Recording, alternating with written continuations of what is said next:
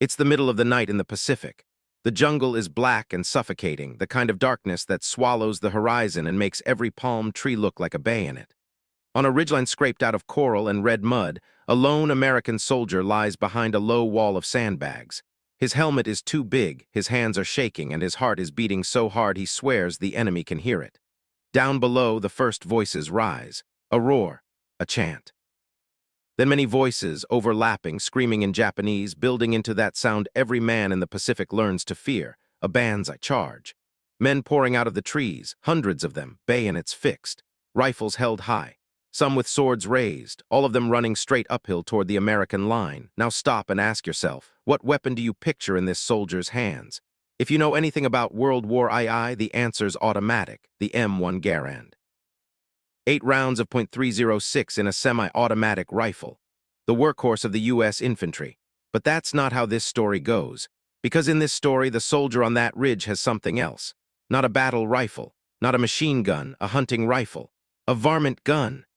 A slim little bolt action in .220 Swift, a cartridge meant for prairie dogs and coyotes back home, throwing tiny bullets so fast that, according to the legend, they hit like lightning. In the version passed around gun ranges, forums, and late-night barracks talk, his name is Harry McMillan.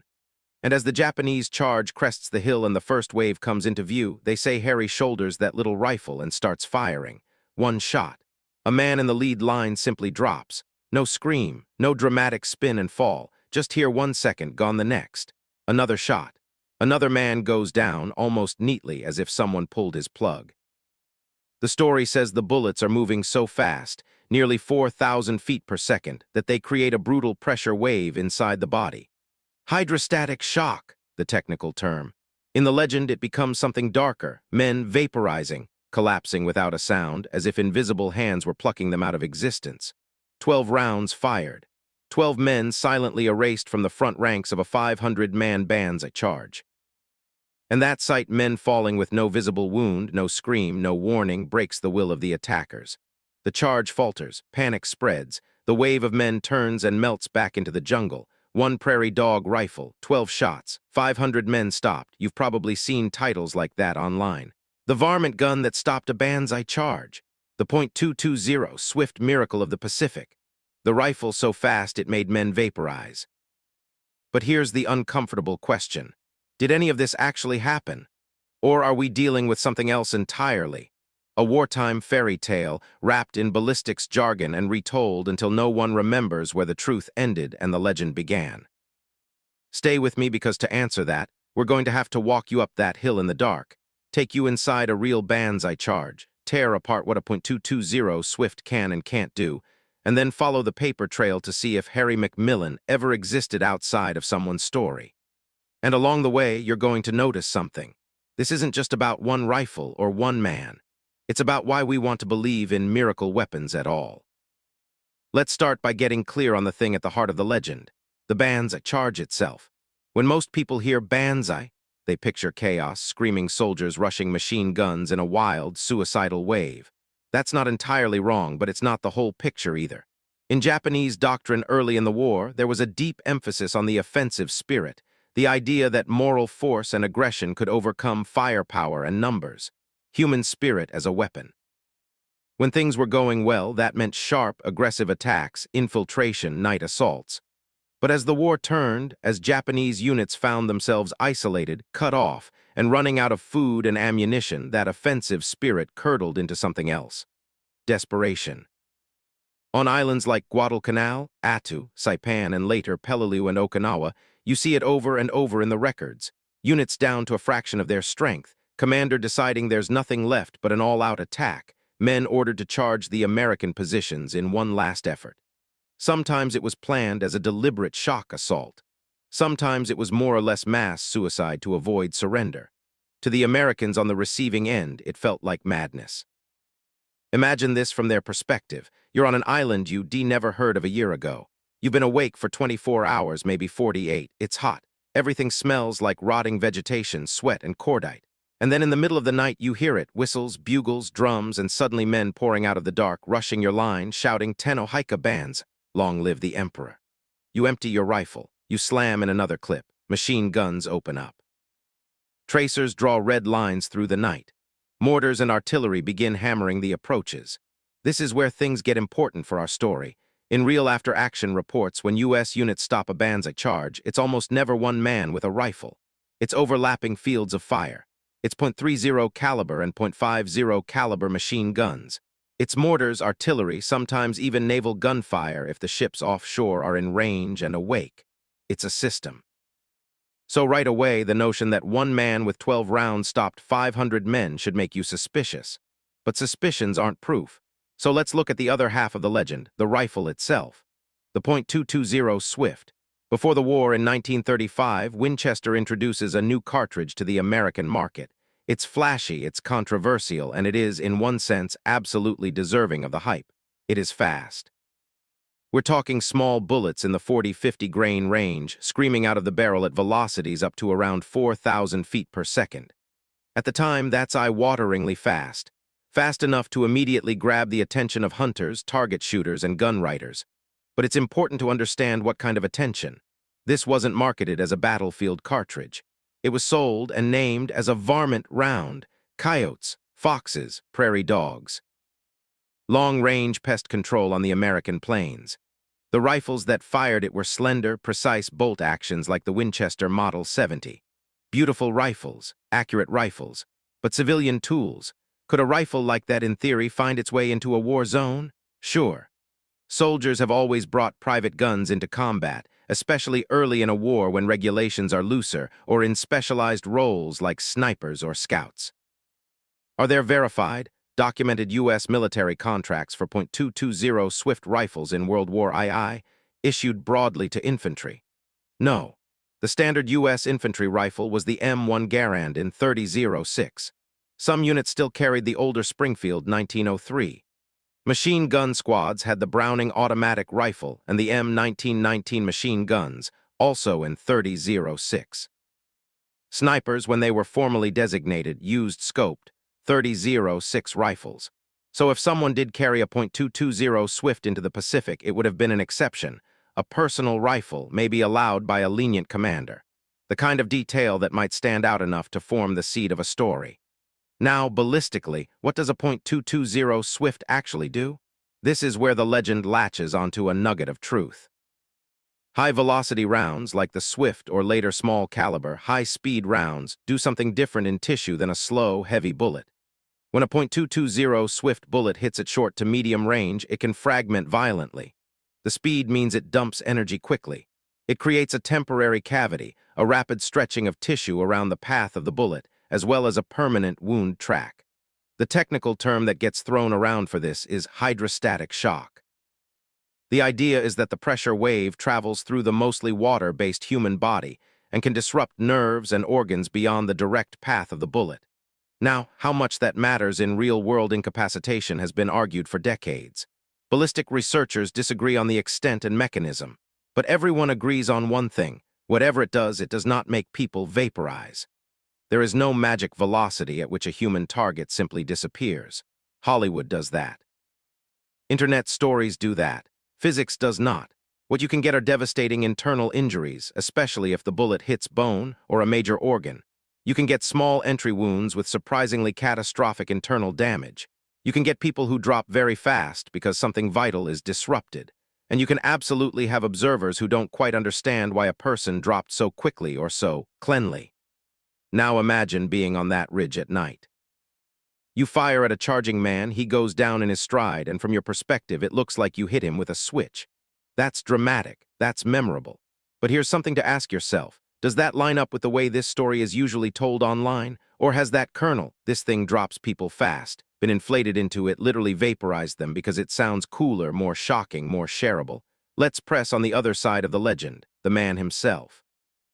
The name given in many versions of the story is Harry McMillan. Sometimes he's a Marine. Sometimes he's an Army infantryman.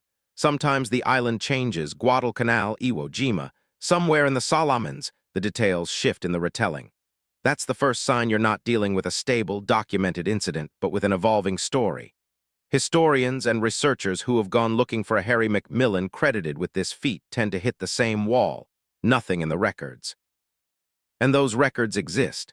The U.S. military was many things, but it was not casual about paperwork.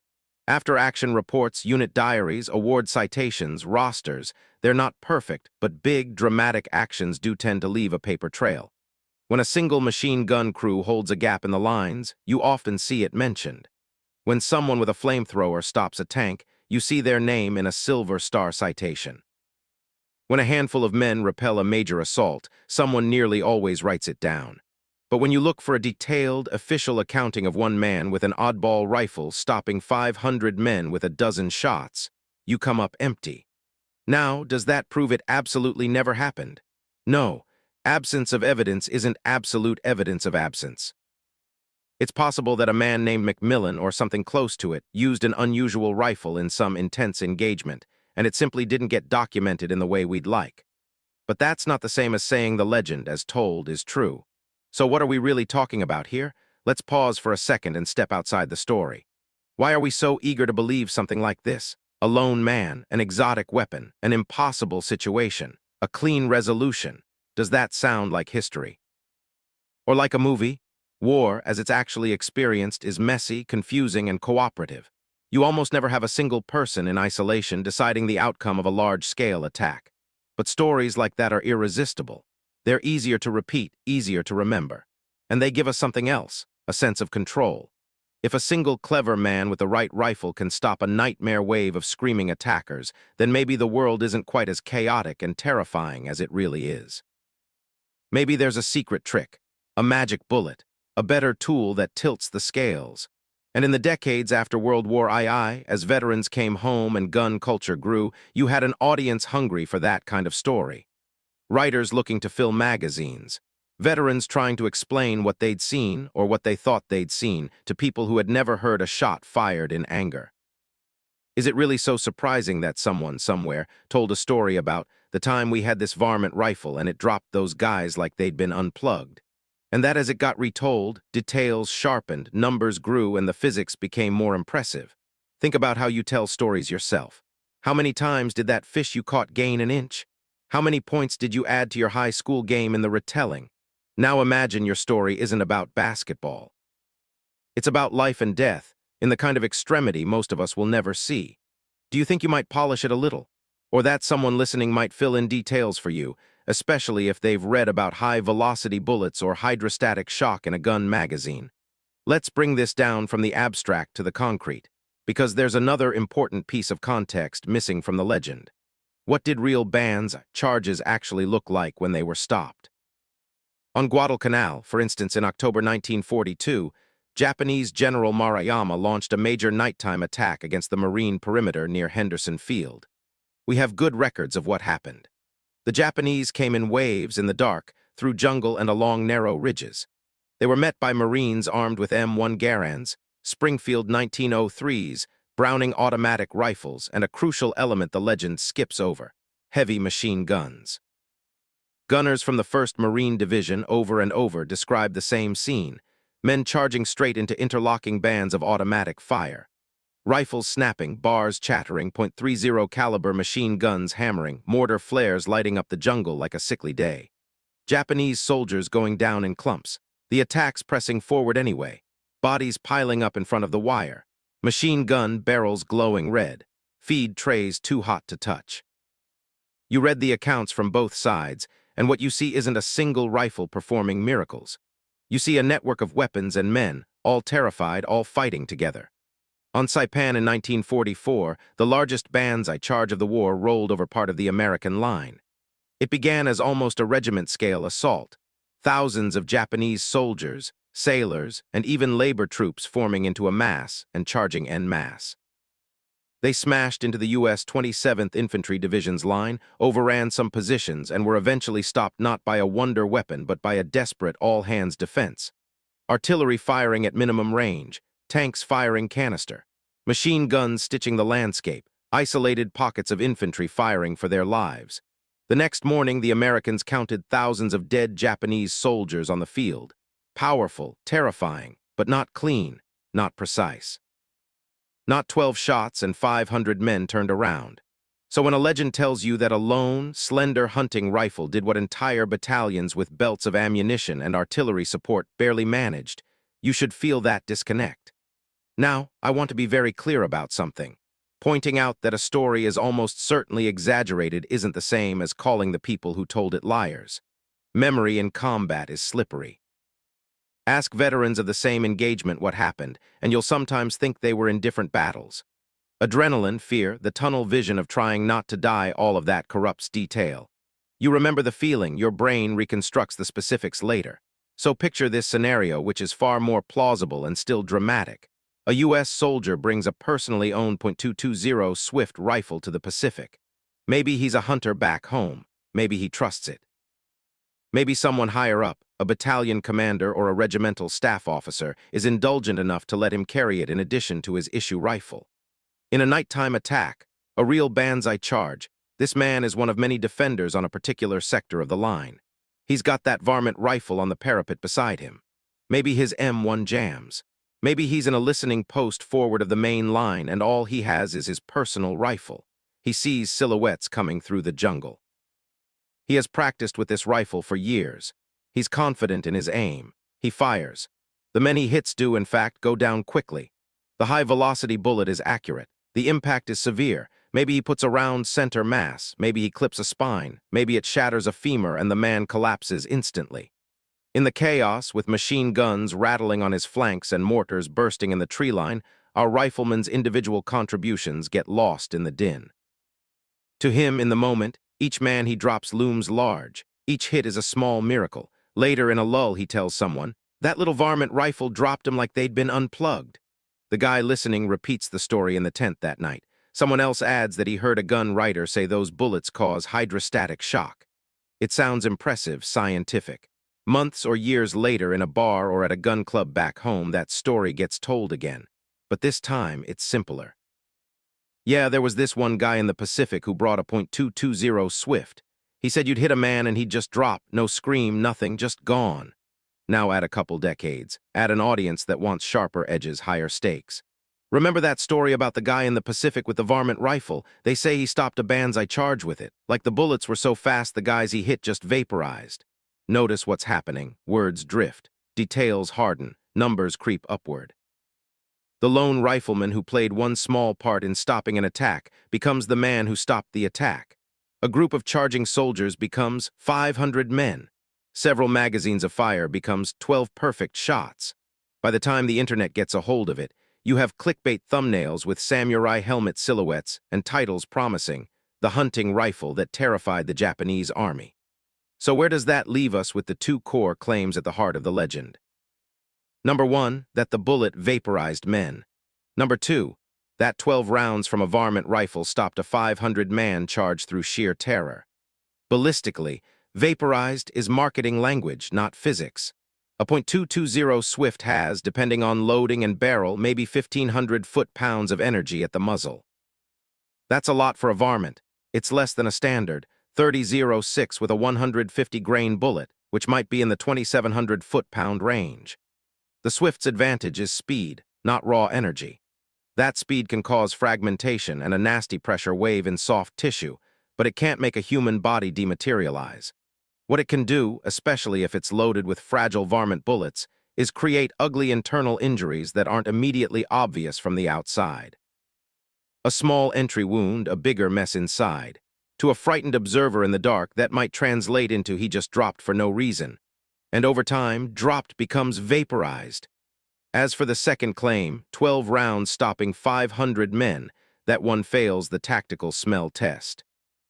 Even if every bullet fired hits and instantly incapacitates a man in the front rank, you still have 488 others, plus the momentum of a mass assault, plus whatever orders, beliefs, and desperation drove them uphill in the first place.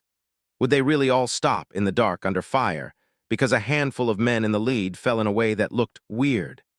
If that's enough to break a charge, every machine gun in the Pacific would have been a miracle weapon.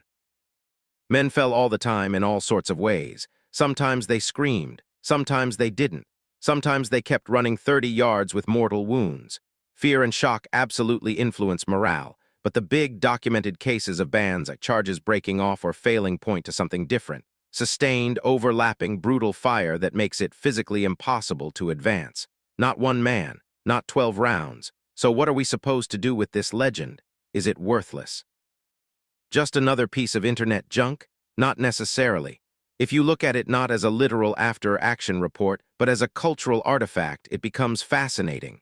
It tells you what people wanted to believe about the war and about weapons long after the real shooting stopped. On one level, it's a classic underdog story. The M1 Garand is the obvious hero of the Pacific weapons list. The Thompson, the Bar, the Big Brownings, they get their documentaries, their video games, their coffee table books. The .220 Swift, that's the oddball, small caliber, civilian, high velocity, a niche round, so it's ripe to be cast as the secret ace up the sleeve. The unappreciated specialist that, in the right hands, changes everything. On another level, the story reflects a genuine fascination, and sometimes misunderstanding, of terminal ballistics. People like the idea that there's a magic threshold of velocity or design where a bullet stops just being a lump of metal and becomes something else. A lightning bolt, a sonic hammer. Reality, as usual, is messier. Shot placement matters, construction matters, velocity matters up to a point, but bodies are complex. People don't come with on-off switches, and the line between instant collapse and someone staying up and fighting for seconds or minutes is thin and unpredictable.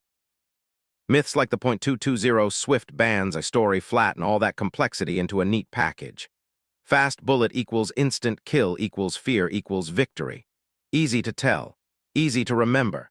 There's one more thing the story does, and it's darker. By focusing on the weapon and its almost supernatural effects, it distances us from the human beings on the receiving end. In the legend, the Japanese soldiers in that charge aren't individuals. They're not sons, brothers, men who had their own reasons, however twisted by wartime ideology, for being there. They are targets in motion, numbers in a dramatic equation. 500 men, 12 bullets. And that's comfortable in a way.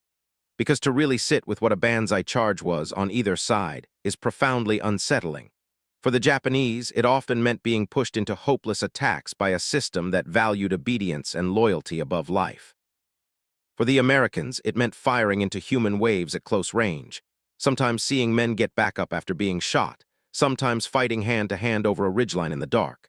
There's nothing neat about that, nothing cinematic, just terror and noise and blood and the sickening knowledge afterwards that you survived where others didn't, often for reasons that feel arbitrary. A legend about a magic rifle that vaporized men without a sound is easier to carry around in your head than the real thing. Maybe that was true for the first veteran who told some version of this story. Maybe it's true for us now, watching from the safety of a screen. So where does that leave our lonely figure on the ridge? That man with the varmint rifle, staring down a screaming wave of attackers. I can't prove to you that some soldier named Harry McMillan never existed and never shouldered a .220 Swift in the Pacific. What the records and the physics and the tactics do make very clear is this: if he did, he was not a wizard. He was not alone. And whatever he did with that rifle, he did it surrounded by other men with other weapons, all of them scared, all of them trying to stay alive in a storm of steel. The miracle, if there is one, is not that a prairie dog cartridge saved a battalion. It's that any of them managed to face something as nightmarish as a Banzai charge at all, and then come home and turn those memories into stories the rest of us could even begin to understand. As you think about this legend the next time it pops up in a video title or a social media thread, ask yourself, what part of this story am I reacting to? The physics claim about hydrostatic shock, the underdog weapon stepping into the spotlight. The image of a calm, deadly marksman on a ridge, unmoved by the chaos in front of him. Or is it something deeper, the desire to find order, maybe even a kind of rough justice, inside one of the most chaotic and brutal events in human history? Because in the end, this isn't just a story about a varmint gun and a Banzai charge. It's a story about the stories we tell to make sense of war. Some are true down to the last digit in an after-action report. Some are exaggerated campfire tales. Most are a mix, facts wrapped in feelings, sharpened and polished every time they're told. The trick for us 80 years later is to learn to hold both in our hands, the legend and the messy reality underneath.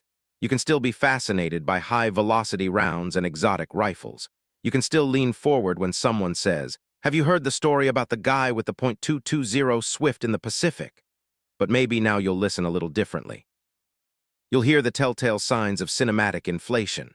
You'll remember machine guns and artillery and terrified kids with M1s firing into the dark. You'll picture not one man on a ridge, but a whole line of them. And you'll know that behind every miracle weapon story is something much more ordinary and much more profound. Human beings under impossible pressure trying to survive, and later trying to turn that survival into something they can live with. So did his prairie dog rifle really stop a 500-man charge with 12 rounds? In the way the legend tells it, almost certainly not. But could a little high-velocity varmint gun have found its way into the Pacific, been fired in anger, and left an impression big enough to echo all the way to us? That's a different question.